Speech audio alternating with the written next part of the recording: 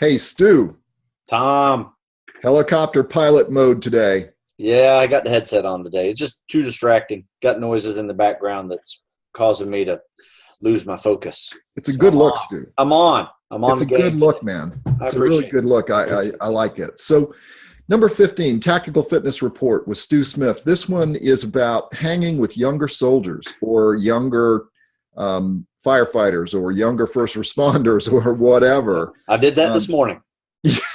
did you I got really? it 3 times. I was 3 times older than one guy that was working out with us today. And Three what was times. the group? What was the group you were working out with this morning? Just the Heroes of Tomorrow guys. Oh, So the Heroes of Tomorrow. I got some guys that are just finishing high school.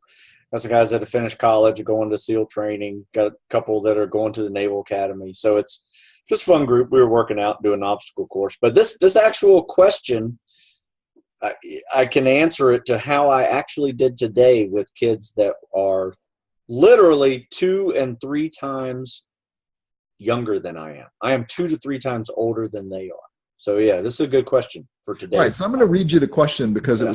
it was interesting, and this is really all about staying healthy as you age.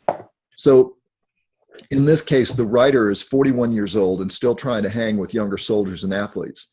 And his question is, can you give me an estimate on what percentage you believe you have lost in the aging process? Strength, speed, agility, things like that.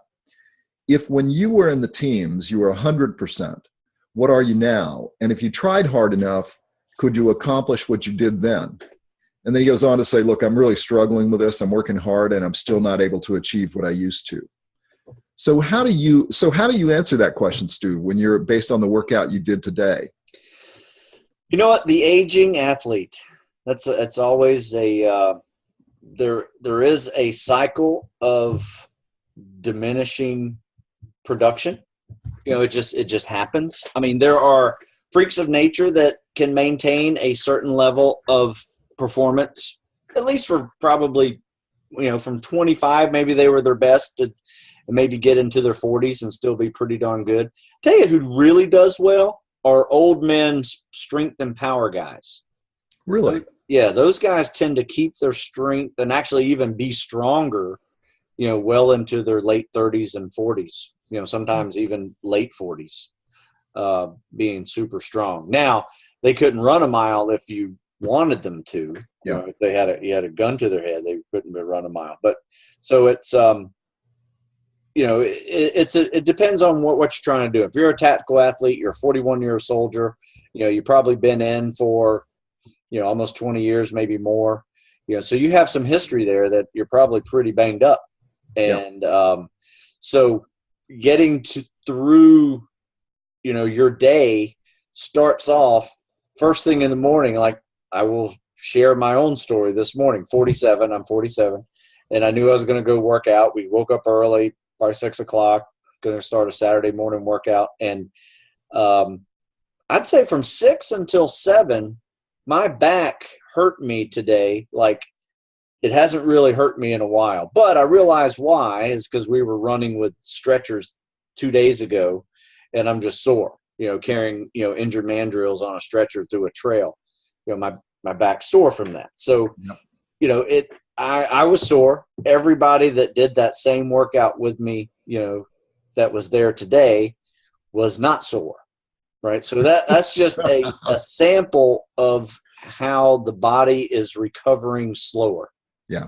at your greater age. Now, are there some things you can do, supplements you can take, proteins? I would recommend definitely getting into some. Maybe make sure you're eating enough protein because that has all the amino acids you need, and then get into your antioxidants, with vitamin C, vitamin E, beta carotene, all of those that tend to help you fight off some of the catabolic effects of stress and physical stress that you're putting yourself through every day.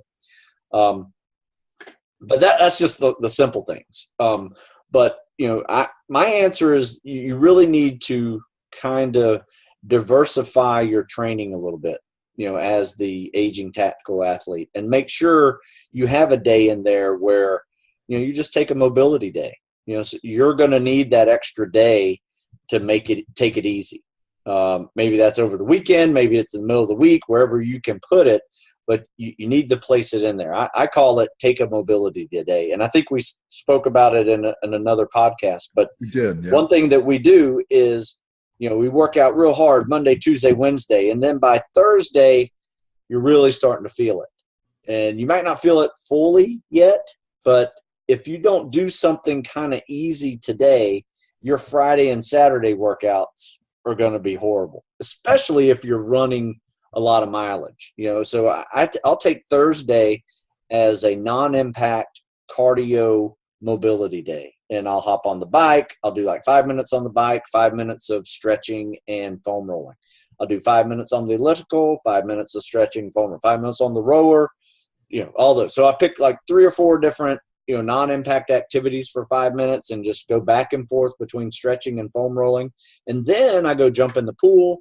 Well, I tread water. I'll tread water with just my hands. I'll tread water with just my legs, working full range of motions, different planes, everything, of the hips and the shoulders. And then I'll go through all the dynamic stretches that I had done previously in the beginning of the workout. I'll do it at the end of the workout in chest deep water. So now I'm doing leg swings and high knees and hip openers and butt kickers, Frankenstein walks, whatever you can think of, that you do before you work out, do it at the end of your swim workout, chest deep water. Man, it opens up your hips. And, it's one of those things where I can leave that pool and literally feel no pain. Like there's nothing on my body that hurts. And that's a very good day for 47 years old. Yeah, no right. When you can walk around, bend over, step up some things, walk down steps, and there's no pain in your knees, no pain in your lower back.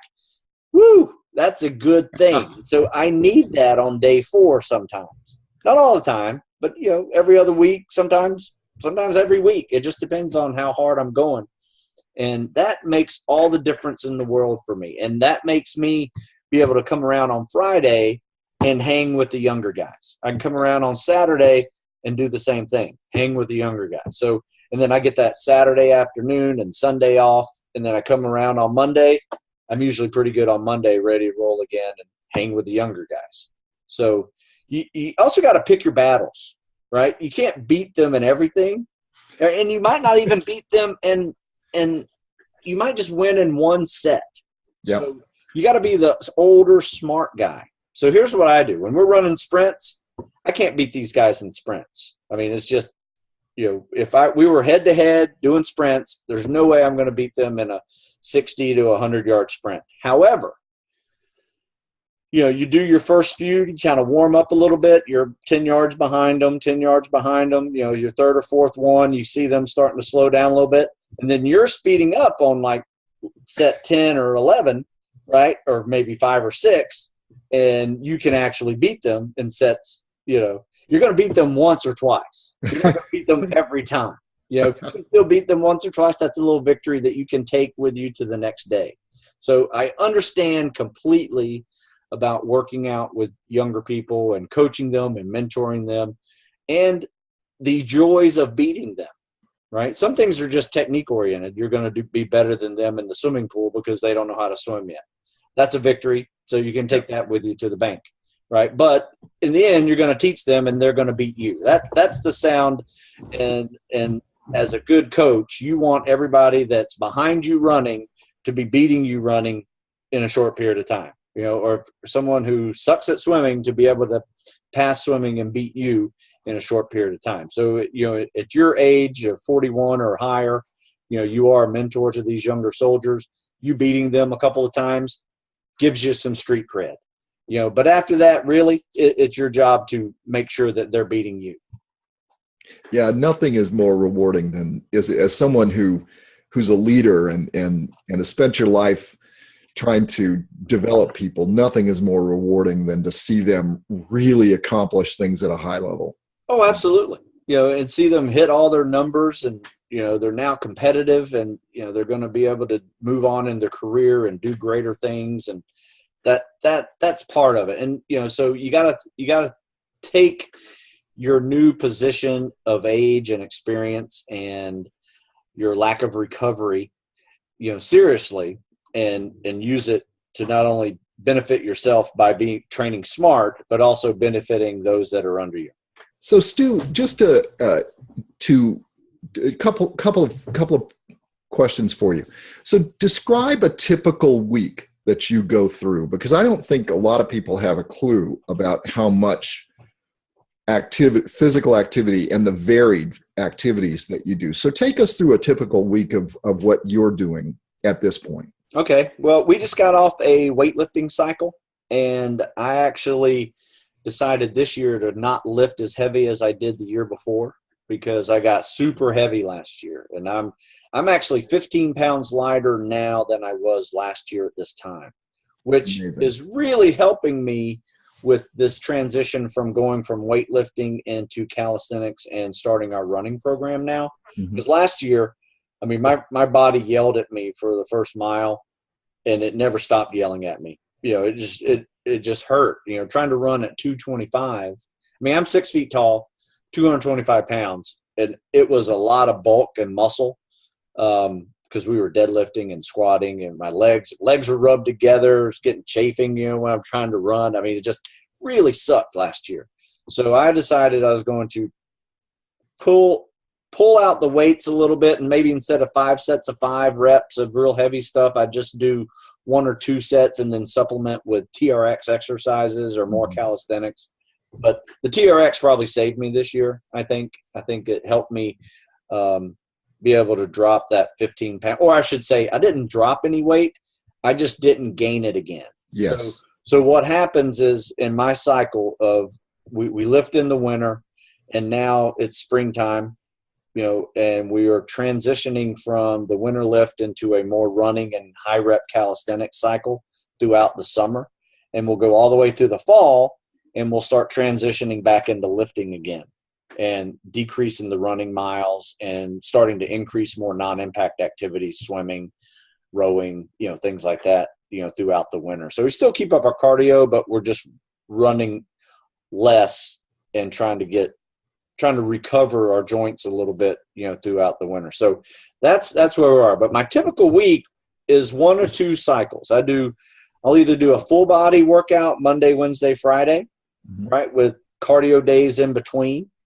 Or we'll do split routines where we'll do upper body on Monday, Wednesday, Friday, and legs on Tuesday, Thursday, Saturday. Now, there's cardio on every single day of those. It just varies differently. So on our upper body days, we might do more interval stuff.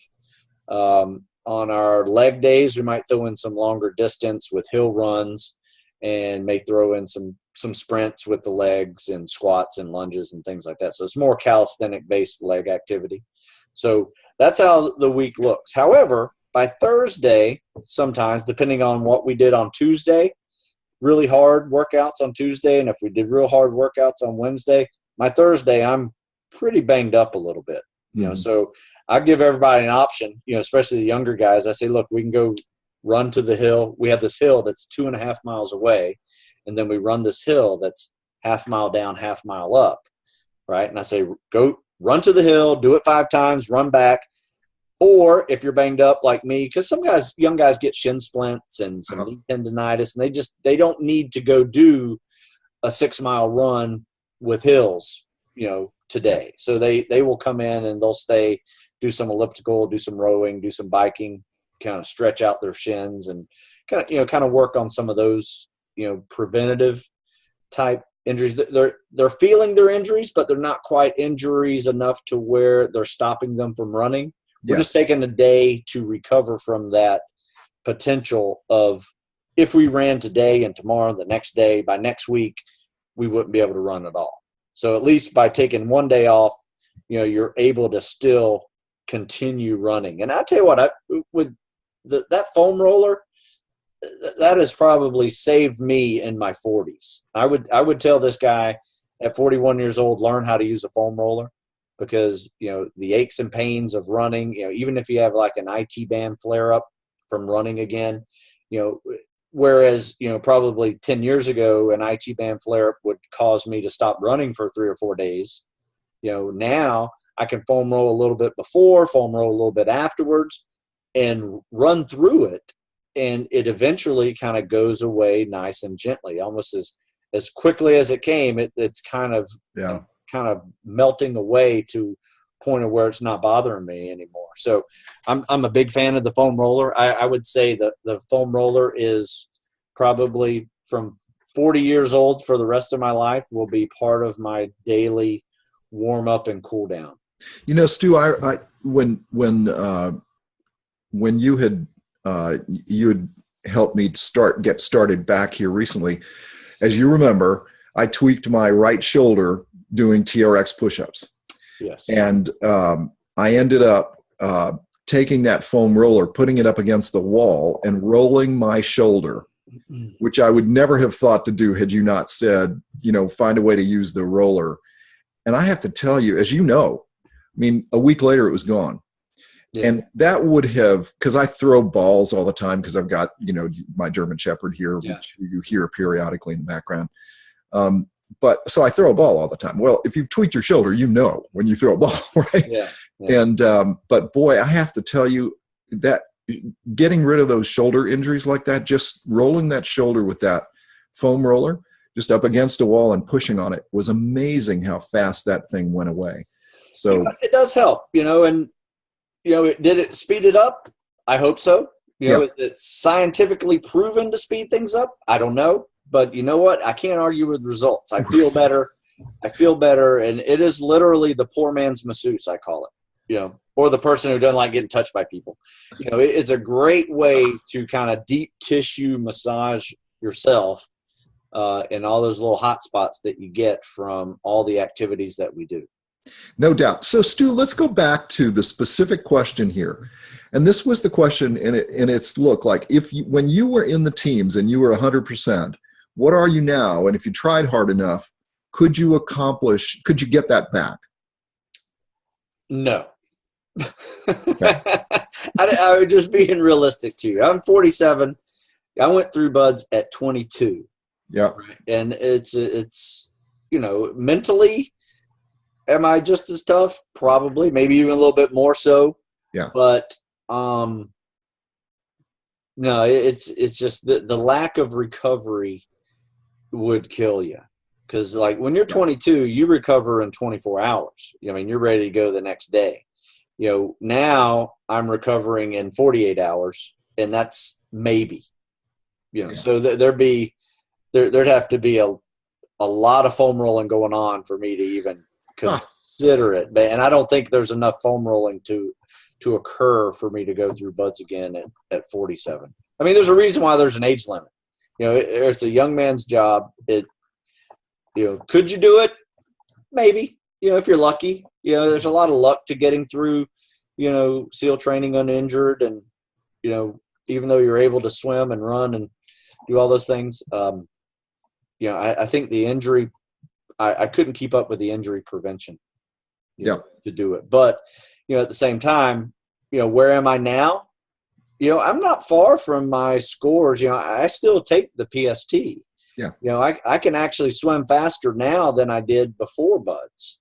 I've actually become a better swimmer, as I've aged, because as we all know, swimming is highly technical and it's all on technique, that gets you faster.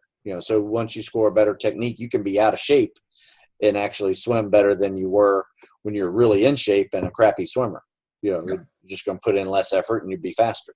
So my swims are faster. My PT is about the same. I still can do 100 push-ups, 100 sit-ups, 20 pull-ups. I'm kind of built for those exercises. The run, however, I am not.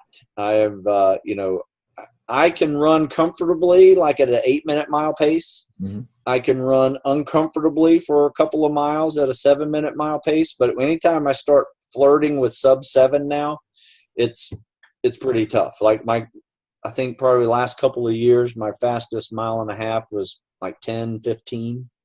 Right. So, which isn't bad. I mean, it's actually passing at the Naval Academy, but it's, I was doing 8:15s when I was 22, 8:30s, so that makes a big difference. Now, could I drop another 10 or 15 pounds and run a little bit faster? Probably. I think if I could get well under, I think when I was 22, I weighed 195. I'm at 210 now. So if I drop another 15 pounds, could I go a little faster? Probably. It'd be a little bit easier to run and do more pull-ups. But that's what I'm working on. So I'm trying to get back to my sub 200 pound person, and we'll see. Well, fitness is a journey, and let things kind of, sometimes you want to go back and see if you can do other things. And that's a good question. I would love to see if I can, get some of those running scores down to where they were, because I don't have anything majorly wrong with me. I have some aches and pains in my knees and lower back, but there's no surgeries that were ever required, just basically overuse and old. Old, yes. Yeah. So just remind people though, Stu, of the beach running times, like the 4-mile beach run, boots and pants, what the per mile expectations are of that at Buds, just so people are clear. Yeah, you need to run. Yeah, you need to run 28 minutes for a 4-mile timed run, 4-mile boots, timed pants. run. So it's a 7-minute mile. However, when I was in third phase, I was hitting 26, 30, in that time, so I was doing pretty well, for a 4-mile timed run with boots and pants on and in the sand, weighing 195 pounds. Right. That's what people have to understand. And that's when you're talking about those kind of expectations, it's one thing to go out there, as you just said, to do it once, but to follow that with all the other things you have to do. And it's a full day worth of activity. And it's 6 months long. I mean, Buds is 6 months long. And, I don't know, 6 months it's a long time. It would be a very long time to try to maintain that level of it at my age and weight.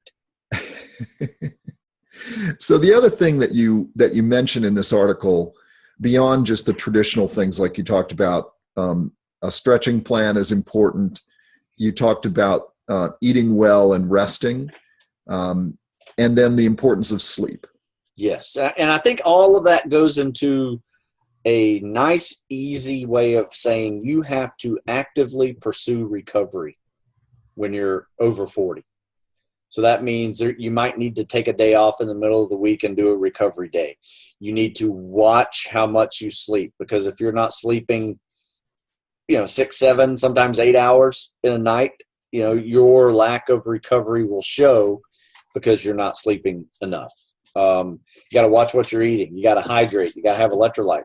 All of those little things come into play so you can really take a workout and recover from it, but also have the fuel to where you can do the next workout the next day. Yes. So it all kind of plays into each other, from recovering from what you did today to preparing for what you did the day before, the next day.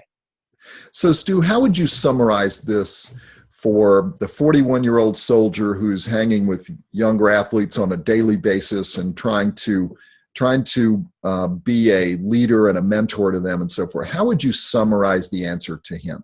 I would say this. I would say, still find your ways to win in something. Even if you are designing the workouts and that, you can win in this particular event, just let the younger guys burn out in the first couple of rounds and then you beat them on the third round. It doesn't matter. Winning is winning, and you can win something, even whenever there. But there may be an event that you're really good at. You may be a great swimmer, for instance, and you can still beat young guys just because you're a better swimmer. But in the end, you're going to want your younger guys to be able to hang with you and beat you. They should, an 18-year-old kid should be faster than a 41-year-old, drill sergeant, right? Or whatever, whatever your rank is. It just happens that way. But, so you're a mentor, you're a trainer, but at the same time, there's nothing wrong with showing that, hey, this old man can still do it. And they'll respect you for that. They'll respect for you that you're even out there trying, because they think you're ancient. I mean, the people I train with, these are teenagers that think this 47-year-old, this is like granddad age, that they're dealing with. So, if you're out there still doing it, they're going to respect you for it. And, and then you take the time to teach them, it's even better. They'll respect you even more. And I'll tell you a funny story, Stu. I don't think you know this one, but sometimes you have to be lucky and you have to stay with the luck. Like there was one time when I had a bunch of guys out on a range and they were trying to learn to shoot the SOCOM, which is the 45 H&K, big, beautiful weapon. And one of the guys was struggling with it was going all over the place. And he was convinced it was the weapon. So I stood up there and took it, shot it dead cold center, one shot, put it down, never touched a weapon the rest of the day, man. I said, I was so lucky. You have no idea. You know what? That's so funny because I remember I was at a rugby, and this was stupid. It was like an alumni rugby game at Navy. It was homecoming weekend, so you have these rugby alumni games. Yeah. And literally, I was on the wing, playing my old position. We had the ball. And within about 30 seconds, I touched the ball, and I scored, right? And I said, okay, it's never going to get any better than this. I'm going to stop right now. Exactly. And just go back to my beer on the sideline. And it was really funny. I said, I'm done. So that's the other lesson yes. There will be, in all this stuff, there will be a time when you'll just blow it out. And that's the time you just stay. That's when you quit, stand back and just say, okay, guys, now it's your turn, right? Don't go out and try to repeat it. Yeah. All right, pal. We still have those moments of greatness, even in your 40s. Right. And luck plays a huge part. Sometimes luck is really cool, but sometimes you plan it right and you get it done. It's perfect. You just set the standard for your younger guys to follow. Yep, it sure is. Well, look, pal, it's as usual. It's really a pleasure. It's Tactical Fitness Report with Stu Smith, podcast number 15, hanging with younger soldiers, first responders, you name it. All right, pal, later. Hey, thanks a lot, Tom. We'll see you.